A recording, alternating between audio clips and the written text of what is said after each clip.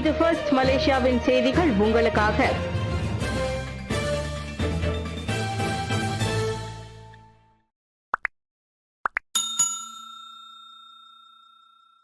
உலகளாவிய புதுப்பிக்கத்தக்க எரிசக்தியை ஊக்குவிக்கிறது டிஎன்பி.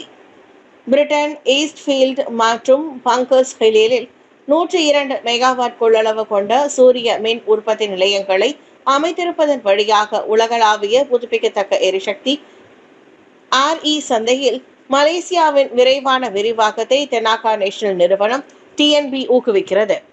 அந்த மின் உற்பத்தி நிலையங்களை பிரதமர் டாக்டர் ஸ்ரீ அன்வார் இப்ராஹிம் லண்டனில் வியாழக்கிழமை திறந்து வைத்தார்.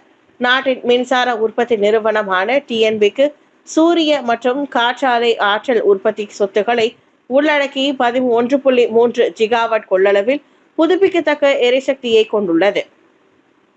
பிரிட்டன் மற்றும் அயர்லாந்து முழுவதும் தவிர்த்து தீபகற்ப மலேசியாவில் 3.2 ஜிகாவாட் கொள்ளளவை கொண்டுள்ளது. 102 மெகாவாட் திறன் கொண்டு அவ்விரு சூரிய மின் உற்பத்தி நிலையங்கள் உலகம் முழுவதும் நிலையான ஆற்றல் தீர்வுகளை இயக்குவதில் மலேசியாவின் நிபுணத்துவத்தை எடுத்து காட்டுகின்றது. அதோடு அவை இரண்டும் வணிக செயல்பாட்டு தேதியை இவ்வாண்டின் தொடக்கத்தில் அடைய இலக்கு வைக்கப்பட்டுள்ளது. இந்தியர்களின் பொருளாதாரத்தை வலுப்படுத்த மடானி அரசாங்கத்தின் வியூக உறுதிப்பாடு. இந்திய தொழில் முனைவோரை மேம்பட செய்வதில் மடானி அரசாங்கம் எப்போதும் உறுதி பூண்டுள்ளது. 2007ஆம் ஆண்டு தொடங்கி தெக்கும் ஸ்பூமி இந்திய தொழில் முனைவோருக்கான கடனுதவி திட்டத்தின் கீழ் 10 கோடி ரிங்கெட் வழங்கப்பட்டிருப்பது வரலாற்றில் மிகப்பெரிய ஒதுக்கீடாக கருதப்படுகிறது. இது இந்திய தொழில் முனைவோரின் வணிகங்கள் மேம்படுத்தப்படுவதை உறுதி செய்வதற்கான மற்றொரு வியூக முயற்சி என்று தொழில் முனைவோர் மற்றும் கூட்டுறவு மேம்பாட்டு துணை அமைச்சர் டாக்டர் ஸ்ரீ ரமணன் ராமகிருஷ்ணன் தெரிவித்தார். இந்திய தொழில் முனைவோரை தொடர்ந்து மேம்படுத்தும் பொருட்டு 2025ஆம் ஆண்டு வரவு செலவு திட்டத்தில் தெக்கூன் நேஷனல் கடனுதவி திட்டத்தின் மூலம் 3 கோடி ரிங்கெட் நிதியை பிரதமர் டாக்டர் ஸ்ரீ அன்வார் இப்ராஹிம் ஒதுக்கி இருந்ததை டாக்டர் ஸ்ரீ ரமணன் நேற்று தனது முகநூல் பதிவில் குறிப்பிட்டுள்ளார். அதோடு அந்த கடனுதவி திட்டத்திற்கு வழங்கப்பட்டுள்ள கூடுதல் 7 கோடி ரிங்கெட்டின் படி நாடு முழுவதும் 5000த்திற்கும் மேற்பட்ட இந்திய தொழில் முனைவோருக்கு உதவ முடியும் என்பதை அவர் சுட்டிக்காட்டினார். இந்த நிதி வழங்கும் செயல்முறையை கண்காணித்து வரும் அதே வேளையில் அந்நிதி திறம்பட விநியோகிக்கப்படுவதையும் தாம் உறுதி செய்து வருவதாக ரமணன் கூறினார். பிரிட்டனில் வர்த்தக ரீதியிலான நேரடி சந்திப்புகளை மேற்கொள்கிறார் பிரதமர். பிரிட்டனுக்கு 5 நாட்கள் அலுவல் பயணம் மேற்கொண்டிருக்கும் பிரதமர் டாக்டர் ஸ்ரீ அன்வார் இப்ராஹிம் அந்நாட்டில் உள்ள பல முன்னணி நிறுவனங்களுடன் வர்த்தக ரீதியிலான நேரடி சந்திப்புகளை மேற்கொண்டுள்ளார்.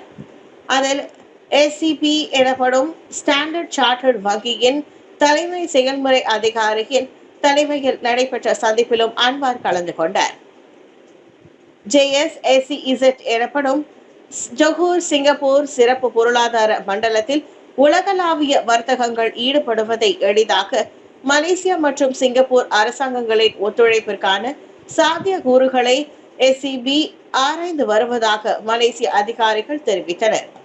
அதோடு ஜொஹூரில் உள்ள செட்டனாக் தொழில்நுட்ப பூங்காவில் சில திட்டங்களை மேற்கொண்டு வரும் JLR எனப்படும் ஜாகுவான் லேண்ட் ரோவர் மற்றும் ரோவ் எனர்ஜி அண்ட் யாண்டர் ஆகிய நிறுவனங்களின் அதிகாரிகளையும் பிரதமர் சந்தித்தார். முதலீடு வர்த்தகம் மற்றும் தொழில்துறை அமைச்சர் தெங்கு டாக்டர் ஸ்ரீ சப்ருல் தெங்குல் அப்துல் அசீஸ், உயர்கல்வி அமைச்சர் டாக்டர் ஸ்ரீ டாக்டர் ஜம்பாய் அப்துல் காதிர் மற்றும் தோட்டம் மற்றும் மூலப்பொருள் அமைச்சர் டாக்டர் ஜெரி ஜஹாரி அப்துல் கானி ஆகியோரும் இக்கூட்டங்களில் கலந்து கொண்டனர். மலேசிய ராணுவ படை பணியாளர்களின் நல்வாழ்வை வலுப்படுத்தும் 10 முக்கிய அம்சங்கள்.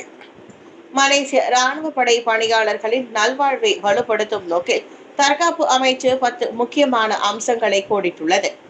அதில் வசதியான வசிப்பிடங்கள் மற்றும் கல்வியில் கவனம் செலுத்தப்படும் என்று அதன் அமைச்சர் doctor Sri Mohamed Khaled Nordin தெரிவித்தார். இலக்கிடப்பட்ட பெரிய அளவிலான மாற்றுத்திறனாளி குழுவிற்கு வழங்கப்படும் உதவித்தொகை அதிகரிக்கப்பட்டு ஜனவரி மாதம் முதல் அமலுக்கு வந்துள்ளதாக doctor Sri Mohamed Khaled Nordin விவரித்தார். முன்னர் அமல்படுத்தப்பட்ட மாற்றுத்திறனாளி உதவித்தொகையை ரத்து செய்து அனைத்து நிலைகளில் உள்ள மாற்றுத்திறனாளிகளுக்கு ஓய்வூதியம் வழங்கப்படும் என்றார் அவர். நேற்று தற்காப்பு அமைச்சின் 2025 புத்தாண்டு நிகழ்ச்சியில் உரையாற்றும் போது முகமது காலிட் அவ்வாறு கூறினார். ஓய்வூதியம் பெறும் மாற்றுத்திறனாளி குழந்தைகளுக்காக 200 ரிங்கெட்டிலிருந்து 685 ரிங்கெட் வரை வழங்கப்பட்டு வந்த கல்வி உதவி தொகை அவர்களின் கல்வி நிலையை பொறுத்து 1600 ரிங்கெட்டிலிருந்து 5400 ரிங்கெட்டாக உயர்த்தப்பட்டுள்ளது. இதனிடையே நாட்டின் தற்காப்பு செயல்திறனை அதிகரிக்கும் நோக்கில் சொத்துக்களை பெறும் பொருட்டு மலேசிய ராணுவ படை இவ்வாண்டிற்கு 1200 கோடி ரிங்கெட் நிதி ஒதுக்கீடு செய்யப்பட்டுள்ளது.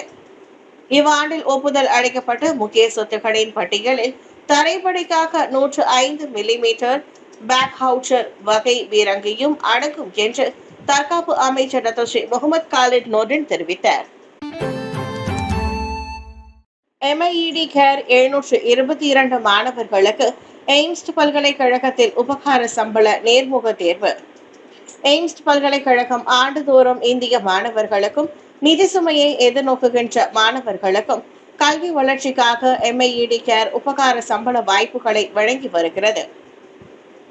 கல்வி வழி சமுதாயத்தை உயர்த்தும் மாய்கா தேசிய தலைவரும் எய்ம்ஸ் பல்கலைக்கழக வேந்தருமான தான் ஸ்ரீ S. விக்னேஸ்வரன் அவர்களின் தூர நோக்கு திட்டத்திற்கு ஏற்ப தற்போது ஒவ்வொரு ஆண்டும் குறைந்தபட்சம் எய்ம்ஸ் பல்கலைக்கழகத்தில் மட்டுமே 700க்கும் மேற்பட்ட மாணவர்கள் இந்த உபகார சம்பளத்தை பெற்று வருகின்றனர்.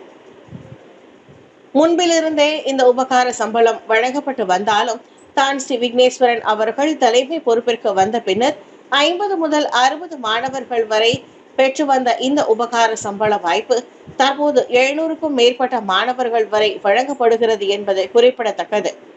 இது தான் ஸ்ரீ அவர்களின் சமுதாயம் குறிப்பாக இளையோர் மீதான அக்கறையை காட்டுகிறது என்றே அர்த்தமாகும்.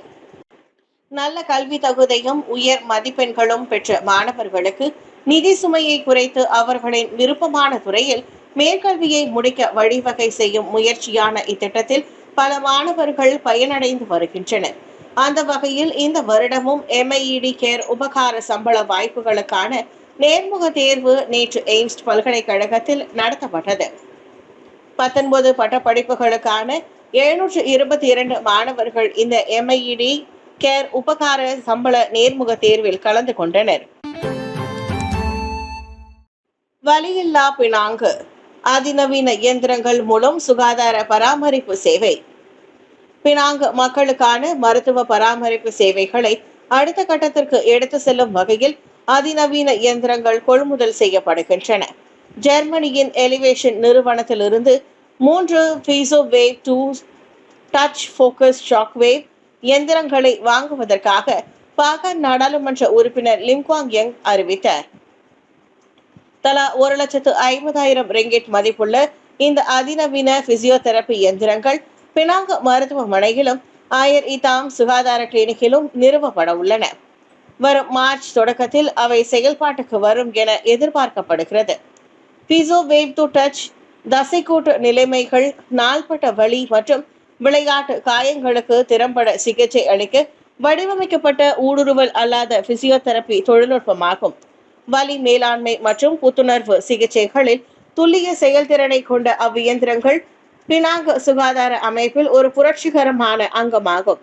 மலேசியாவில் அதிக வயதான மக்கள் தொகையை கொண்ட பினாங்கில் மேம்பட்ட சுகாதார தீர்வுகளுக்கான தேவை அதிகரித்து வருவதால் இந்த முயற்சி பொருத்தமான நேரத்தில் மேற்கொள்ளப்பட்டுள்ளது. இதன் வழி மலேசியாவில் அரசாங்க சுகாதார மையங்களில் இந்த தொழில்நுட்பத்தை அறிமுகப்படுத்தும் முதல் மாநிலமாக பினாங்கு திகழ்வதாக முன்னாள் முதல் அமைச்சருமான குவாங் யங் சொன்னார். விபத்தில் சிக்கிய மோட்டார் சைக்கிள் ஓட்டுநருக்கு IGP உதவி. கோலாலம்பூர் சிரவான் நெடுஞ்சாலையில் நேற்று காலையில் விபத்தில் சிக்கிய மோட்டார் சைக்கிளோட்டி ஒருவருக்கு அவ்வழியை கடந்த போலீஸ் படை தலைவர் தான் ஸ்ரீ ரசருடின் ஹுசைன் உதவி நல்கிய சம்பவம் பலரின் கவனத்தை ஈர்த்ததோடு பாராட்டையும் குவித்துள்ளது. மாதாந்திர பேரணியில் கலந்து கொள்வதற்காக தனது வீட்டில் இருந்து புக்கிட் அமானை நோக்கி IGP சென்று கொண்டிருந்த போது காலை 7:39 மணியளவில் இந்த விபத்து நிகழ்ந்தது. விபத்தை கண்டதுமே தனது வாகனத்தை நிறுத்தி காயமுற்ற 50 வயது மதிக்கத்தக்க மோட்டார் சைக்கிளோட்டிக்கு சக போலீசாரின் துணையுடன் உடனடி உதவி வழங்கியதாகவும் அவசர தொலைபேசி எண்ணிற்கு அழைத்து ஆம்புலன்ஸ் மற்றும் போக்குவரத்து போலீசாரை அழைக்க உத்தரவிட்டதாகவும் IGP தெரிவித்தார். இதனிடையே சமூக ஊடகங்களில் பரவிய வீடியோவில் மக்கள் தன்னார்வ குழுவின் சீருடையில் இருந்த அந்த மோட்டார் சைக்கிள் ஓட்டுநர் மற்றொரு காரை தவிர்க்க முயற்சிக்கையில் கார் ஒன்றின் பின்னால் மோதி விபத்துக்குள்ளானது தெரிய வந்தது. கெந்தை மலையில் நேற்று அதிகாலையில் நிலச்சரிவு. நேற்று கெந்தை மலையில் நிலச்சரிவு ஏற்பட்டதை தொடர்ந்து வாகனங்கள் செல்லும் 2 சாலைகளில் போக்குவரத்துக்கு முட்டுக்கட்டை ஏற்பட்டது. எனினும் உயிர் சேதம் எதுவும் ஏற்படவில்லை. நேற்று அதிகாலை மணி 2:47க்கு நிலச்சரிவு ஏற்பட்டது குறித்து தங்களுக்கு தெரிவிக்கப்பட்டதாக பென்டாங் போலீஸ் தலைவர் ஜைஹாம் கஹார் தெரிவித்தார். இந்த நிலச்சரிவினால் ஜாலான் ஆம்பர் கோர்ட் மற்றும் ஜாலான் லான் டெலிமானில் அனைத்து போக்குவரத்தும் சொல்ல முடியாத நிலை ஏற்பட்டுள்ளது. நிலச்சரிவு ஏற்பட்ட பகுதியில் சொத்துடைமைக்கு மட்டுமே சேதம் ஏற்பட்டது. பாதிக்கப்பட்ட இடத்தில் தூய்மைப்படுத்தும் பணி நேற்று பிற்பகல் 2 மணி அளவில் நிறைவடைந்ததை தொடர்ந்து சாலைகள் வாகனங்களுக்கு மீண்டும் திறந்துவிடப்பட்டன.